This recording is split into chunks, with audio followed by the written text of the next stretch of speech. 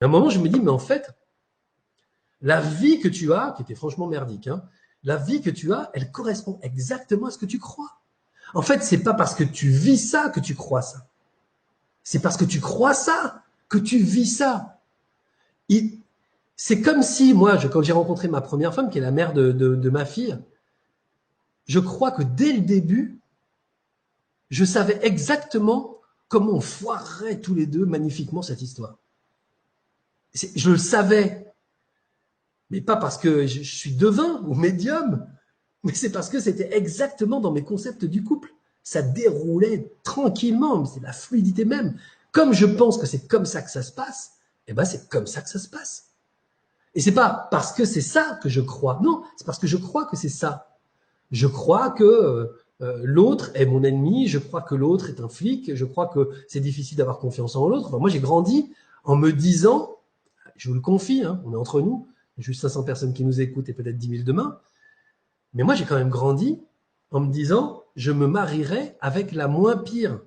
J'ai eu mon éducation du couple, c'est une éducation qui dit, ta femme va te faire chier, ou ton mari va t'emmerder.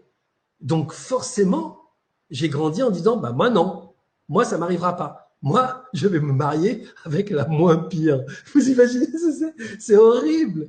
Je m'imaginais pas la meilleure, une femme géniale, je m'imaginais la moins pire. Donc franchement, il y a du job hein, pour arriver aujourd'hui à une vie de couple dans laquelle je m'éclate, et c'est le cas.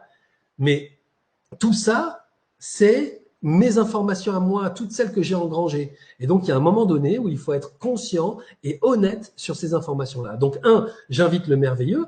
Deux, donc pour inviter le merveilleux, je fais un reset sur tout ce que je crois et surtout, je suis honnête avec moi-même. Je suis honnête sur ce que je crois. Pas de déni. Oui, non, c'est pas vrai.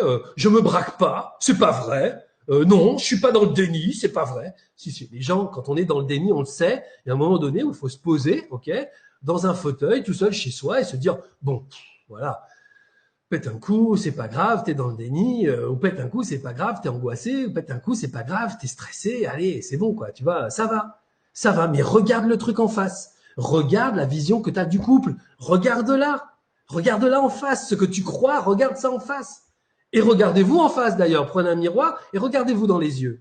Et vous allez bien voir que toutes ces choses-là sur vous, vous les connaissez. Mais prendre la responsabilité de ce à quoi on croit, c'est le plus beau cadeau qu'on puisse se faire. C'est un truc, mais c'est tellement génial. C'est tellement génial. Juste être honnête avec soi-même et se dire, oui, oui, ce truc-là, ça me fait peur. Ouais. Mais moi, cette maison que je vous ai montrée au début, ça me fait peur. Sauf que j'ai nettoyé toutes les angoisses par rapport à ça. Et aujourd'hui, cette maison, je la trouve fascinante, merveilleuse, belle. Il n'y a rien qui me fait flipper. Rien, plus rien. Qu'est-ce qui s'est passé? La maison n'a pas changé. Il n'y a pas eu du gouroutisme sur la maison pour que d'un seul coup, ça connecte avec mes énergies. J'ai pas bouffé une pilule pour que d'un seul coup, quand je la rencontre, oh, ça va. Non. J'ai nettoyé les peurs que j'avais du succès et de ce genre de choses. Quand j'interroge des gens en leur parlant des grosses maisons, machin, il y en a plein qui me disent oh, c'est que des emmerdes. Ah bon? T'as une énorme maison? Non. Ah bon, d'accord, ok. Après, il y a des gens qui ont des énormes maisons. C'est que des emmerdes. Et quand on gratte un peu, ils disent enfin, c'est quand même beaucoup plus de plaisir que des emmerdes.